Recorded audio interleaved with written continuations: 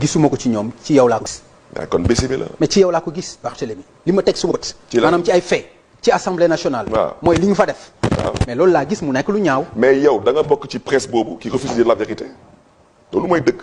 mais wax ma. da nga bokk yow xam nga fu may waxee. ci presse bi qui refuse de dire la vérité xam nga tax ma ñëw TFM parce que saa yi bu may ñëw TFM ñëpp ne ma bul dem TFM man la damay dem TFM ce que j'ai à dire je le dirai sur la TFM yéen votre groupe là moo xam seen journal seen rajo seen télé yéen est-ce que yéen wax ngeen les violations du règlement intérieur vous devez informer juste et vrai vous ne l'avez pas fait vous ne l'avez pas fait am ngeen nag droit féetoo gauche wala droite wante vous n'avez pas le droit de ne pas dire la vérité. non di nga ma bàyyi ma wax di nga ma bàyyi ma wax Pape di nga ma bàyyi ma wax Papa Ngagne Papa Ngagne di nga ma bàyyi ma wax Papa Ngagne di nga ma bàyyi ma wax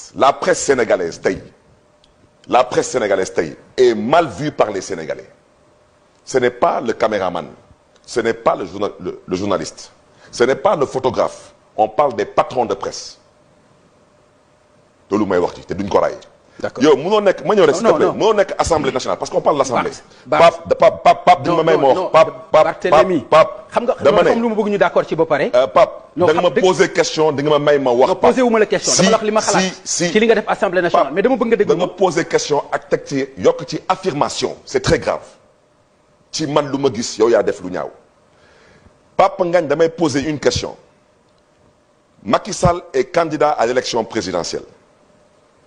Papa Ngagne est candidat à l'élection présidentielle Massamba Lé et Mademba Lé ngeen dem déposer seen caution CDC caisse de dépôt et de consignation ñu jox leen seen récépissé ngeen dem conseil constitutionnel validé seen ay candidature jour élection bi ñu dugg ci ay centre de vote dugg ci bureau de vote il n'y a que le bulletin de Macky Sall est-ce que yow di nga ko nangu yow doo ko nangu doo déposer sa caution conseil constitutionnel enregistré sa candidature jour élection ñu ne la yow ce bulletin nekku fa c'est ce qui s'est passé à l'Assemblée nationale ma candidature a été enregistrée en bonne et due forme ainsi que bossu Lamine Thiam ak bossu Ahmed Aïdara au niveau du secrétariat général de l'Assemblée nationale secrétaire général de l'Assemblée nationale mu may dégg en bonne et due forme heure vote jot amul fenn fu ñuy wax ci règlement intérieur que président de séance am na pouvoir indi gendarmerie amul fenn fu ñu bind fii. non si loolu am na. amul non si loolu am na yow. amul non yow itam. Pape bul wax loolu. Pape et puis nañ taxaw fenn ba pare nañ taxaw fenn. waaw Barthélémy xam nga fu ma bëgg ñu taxaw ci. mooy li ngay wax ci groupe GFM wax loolu am. non si waxoo lu am. je maintiens mes propos non mais d'accord sañ nga ko. je maintiens mes propos ba ñuy xeex Ablaye Wade fii gisoon nañ taxawaayu Youssou Ndour te manqué nuyu au passage suma grand la. gisoon nañ fi taxawaayu groupe Futur Média ba ñuy xeex Ablaye Wade. ok le premier opposant de Abdoulaye Wade c'était le groupe Futur Média. ok fii laa koy waxee. d'accord léegi xoolaat leen seen taxawaay léegi Bart. xoolaat leen seen taxawaay. d'accord Bart. parce que nag vous refusez de dire ce qui s'est passé à l'Assemblée nationale. il y a eu plus d'une quinzaine de violations du règlement intérieur de l'Assemblée nationale. léegi Bart. dama ne on a exercé un droit. balaa gendarmerie dafa dugg. dóoruñu kenn xeexuñu ak kenn. liiral ma article 156 bi lan la wax. balaa ma leen lire article 156. ah non mais attends liiral ma article 156 non s'il te plaît on commencera d'abord par l'article 51. non. balaa ma leen lire l'article 156. avant 156 y a d'abord 51 52 53 ñuy dem parce que une loi a d'abord un esprit. j'ai été législateur je suis redevenu législateur l'article 51 xam nga lu mu wax dafa ne député boo gis jour bu ngay entrer en fonction ak installation bokkul on parle français parce que fii binduñu ko ci wolof dañu ko bind ci tubaab dañu ne jour bu conseil constitutionnel di proclamer résultat définitif jour boobu la Barthélémy Dias nekk député parce qu'à partir de jour boobu Barthélémy Dias a une immunité parlementaire à partir de jour boobu Barthélémy Dias am na juróom-ñetti fan pour démissionner entre ministre ak député fan ngeen mësee gis ministre di toog en même temps nekk député ci assemblée nationale mooy benn bu ñu njëkk a kaas. d'accord deuxième bu ñu kaas balaa ñu am président de séance ay huissiers ñëw di distribuer ay enveloppe ci enveloppe boobu ma ñëw rek s'il te plaît mais comment vous pouvez inviter quelqu'un vous ne laissez pas parler c'est scandaleux ça c'est tout de même scandaleux dama ne munoo nekk ministre ak député en même temps di siéger xanaa yéen loolu yéen journalistes yi yéen loolu gisu leen ko yéen ba may ñëw di wax am na ay enveloppe su ma bulletin nekku ci loolu yéen déggu leen ma gisu leen ma. mais ñëpp ko dégg ci télé bi lañ ko wax ko ci rajo bi mais dañ ko wax ci rajo bi wax ko ci télé bi s'il te plaît mais dama ni la. loolu mais man pareeguma. mais Barthélémy le scrutin secret le scrutin secret. Barthélémy le scrutin secret Papa Ngagne ce règlement intérieur dañ ko bind xam nga pour lan un parti au pouvoir. ça veut dire que dañu ne képp kuy candidat ñetti bulletin moo am. li nga wax ci assemblée nationale. li nga wax ci violation yi parler donc. li nga wax ci violation assemblée nationale parce que li nga wax. parce que l'émission l'heure est tellement grave et vous êtes dans l'émotion. Laissez les gens parler. Vous avez refusé d'informer les gens. mais l'émotion passée na di saaga un groupe comme ça. di ci wax lu la neex. Pape kenn mais est-ce que émotion passée na loolu j'ai fait un constat. mais est-ce que émotion passée na loolu est-ce que toi tu crois que émotion mën na passé nga taxaw ne ma man su ma ñaawtee fa nga gis assemblée. foo ko teg yow fan ko teg. toi tu es qui pour me juger moi. tu es qui pour me juger. tu es un journaliste tu poses des questions je te réponds. tu n'es pas un juge et tu n'es pas un enquêteur. il faut qu'on apprenne à se respecter. Moi, j'accepte de venir à tes émissions parce que je suis partant pour le débat contradictoire. Mais mënoo taxaw fii sa 6 ne ma yow Barthélémy Diaz yow laa gis nga def ay ñaawteef. d'accord kon yow. mais je pose une question. député bu mais loolu sañ naa ko. Pape député bu amoon. 83 sañ naa loolu man sama gis-gis sañ naa ko wax man. Pape sañ naa wax li ma gis. lu ñaaw la. Pape xanaa yow kon yow gisoo yow député bu amoon 83 procuration gisoo ko ba benn député di ko ne. delloo ma suma procuration. ñaawlu naa ko. non boobu moom ñaawul leen ko. mais lenn rek ngeen fi ñaawlu da nga ma laaj wala laajuloo ma. lenn ngeen fi ñaawlu da nga ma laaj wala laajuloo ma. Papa Ngagne lenn ngeen fi ñaawlu. voilà. dans toute la presse. c'est soi-disant le comportement d'une opposition qui s'est battue contre la violation du règlement intérieur de l'Assemblée nationale. et ça va se passer comme ça jusqu'à la fin. parce que Assemblée nationale wala gars yi teg affaire yi ci yoon wala nii lay demee. parce que tant que ñoom ils étaient 130 ñeneen ñi nekk 30 wala 35. ñu doon jaay ñi doole. léegi baax mais yow mënoo nekk tey 80. ñeneen nekk 80 nga ne noonu damay jaay doole mënul nekk. ok dafa mënul nekk. alors donc moi je reviens à ce que j'ai déjà dit. je te dis.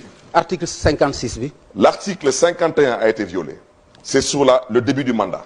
l'article 53 a été violé. mooy police intérieure amul fenn ci police intérieure fu ñuy wax que. Le président de séance, qui n'est pas le président de l'Assemblée nationale, a le pouvoir de faire rentrer l'armée. Le Sénégal, dans le Sénégal, c'est la première fois où l'armée est rentrée dans l'hémicycle. En 1962, l'armée bi dugul ci biir dafa encercler l'Assemblée, mais dugul. Yow naka nga mën a toog pour l'élection d'un président, tu fais rentrer l'armée du Sénégal dans l'enceinte de l'hémicycle. lu tax te ñun lenn rek la ñuy def appel au règlement. waxuñu fi leneen à part appel au règlement te su ngeen gisee ci vidéo bi am na fu ma jëlee micro bi lu tax ma jël micro bi dama ñëwaat ci présidente bi. ma ne ko madame la présidente. non il faut rester sur la procédure. mooy bi Cheikh Seck di wax. Pape. non damay laaj ndax mooy bi ngay wax noonu. Pape le règlement intérieur de l'Assemblée nationale mooy suñu alxuraan mooy suñu bible. oui. dañu ne suñuy installé président assemblée nationale amuñu beneen débat bu mën a am ci assemblée. mën naa jot kii bi. am bés règlement bi. allez-y waxal maa lay dégg. non continue. non mënu ma ko xool di ngay di kii li ma ci bëgg a xool. naa la ko wax man après. li ma ci bëgg a wax naa la ko wax après. non mais kon je te laisse d'abord consulter d'abord le règlement après tu poses ta question. non dama ni. vas-y. non li ma la bëgg a laaj mooy. article 50 da nga ni ma. liiral article 51 début du mandat. article 51 mi ngi page 34. article 51 page 34. bon début du mandat d'abord ça c'est d'abord. non loolu dafa am polémique xam nga loolu dafa am werante début du mandat bi xam nga werante bi ci am. Pape on parle français. ok installation. ak entrée en fonction bokkul. nee nañu entrée en fonction bés bu conseil constitutionnel di proclamer les résultats définitifs à partir de ce jour-là tu entres en fonction. installation mooy lu ñu amoon assemblée nationale te danañu ne soo entré en fonction am nga juróom-ñetti fan pour démissionner. ñun ñu dem sàkku ci moom le respect du règlement intérieur mais femme bi gantuñu liiral article 53 police intérieure mooy ngi page 36 liiral article 53 57 ak 59 assemblée nationale quand on parle de personne on parle pas de député et chaque fois qu'on parle de député on mentionne le nom député fii dañu ne président assemblée nationale la ñu wax waxuñu président de séance dañu ne président assemblée nationale am na sañ-sañ génne bépp personne bépp doomu aadama buy def lii wala buy def lii wala buy def lii man ci assemblée nationale je ne suis pas une personne je suis un député donc amul kenn te puis di nga gis xoolal fii damal article 59 page 36 ñu wax le député bu jalgati dañuy commencer 1 dem 2 dem 3 dem 4 te président balaa muy jël décision da koy soumettre à la plénière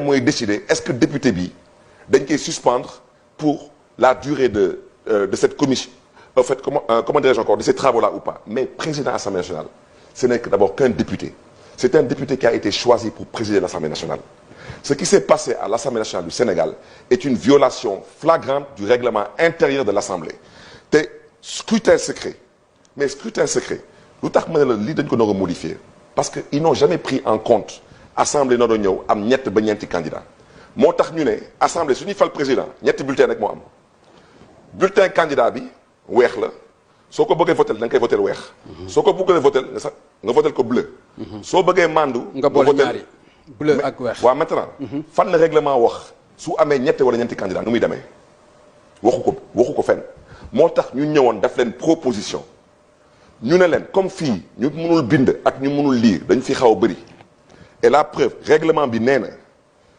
su ñuy fal le président de l'Assemblée doyen d'âge buy yéeg waxuñu day nekk doyen d'âge day nekk doyen d'âge bu mën a bind ak mën a lire ok su ñu demee ba ne bind ak lire dafa am lu tax ñu ne bind ak lire ñu ne ñuy toog ak président de séance boobu day nekk ñaar ñu gën a féetoo ndaw mais tamit ñu mën a lire ak bind waaw maintenant assemblée nga am fa ay député mënuñu lire mënuñu bind yow naka nga mën a jóg jël benn bulletin bind ci turu xaw ma waa ji Diop xaw ma naka bind turam jël soi-disant suma bos bind suma tur bosu Ahmed Aïdara nga bind turam bosu Lamine Thiam bu PDS nga bind turam waaw maintenant damay laaj waa ku bëgg a abstenir ban bulletin lay jël ku bëgg a voter contre ban bulletin lay jël d'accord moo tax ñu proposer leen comme suñuy fal ay maire wala ay président conseil départemental dañu tànn ay couleurs. ok te loolu amul fenn fu ko règlement intérieur di dàqee. d'accord ñoom ñu taxaw ne couleur du am. ok ñu ne leen lu tax ñu ne na ngeen jël couleur parce que ñun xam nañ que ci biir assemblée bi am na fi benn député bu fi am ay procuration pour 82 députés te tegu ko ci yoon parce que même pour procuration yi mais. xoolal page 53 lépp boo ko bëggee expliquer dafay ko non mais parce il que faut nga comprendre ma aussi xoolal. non déglu ma Sénégal xamuñu ku tooñ. ok ku fayu la ñu xam. ok xoolal s'il te plaît dernier article bi laay wax xoolal article 88 page 53 nee na pour que Barthélémy Dias jox Pape Ngagne procuration Pape Ngagne votel ko Barthélémy dafa noor a feebar indi preuve que dafa feebar wala Barthélémy tukki wala mais naka la Barthélémy Dias mën a nekk ci assemblée nationale toog Pape Ngagne di voter à sa place fan la am. d'accord léegi Barth xam nga li nga wax nii. fan la am. non xam nga ñoom loolu mën nañ ci tontu mais li ma bëgg yow nga tontu ci. non dama bëgg yow nga tontu ci non xaaral rek Barth. loolu ñoom dinañ ci tontu non ñoom dinañ tontu. ci loolu non duñ ci tontu. pourquoi duñ ci tontu. ils ont violé la loi. ah mais pourquoi duñ ci tontu. ils ont violé la loi. mais Barthélémy. waaw ñoom dinañ tontu ci loolu. duñ ci tontu non mais xam nga lu ma bëgg yow nga tontu ci li ma lay wax. ci lan noonu. li nga wax. waaw li nga def yow. waaw par exemple loolu ñoom bu ñu ko defee. lan laa def non damay laaj lan laa def taxaw foofu di xataraayu di xëcc ay micro di ko yóbbu war nga def loolu.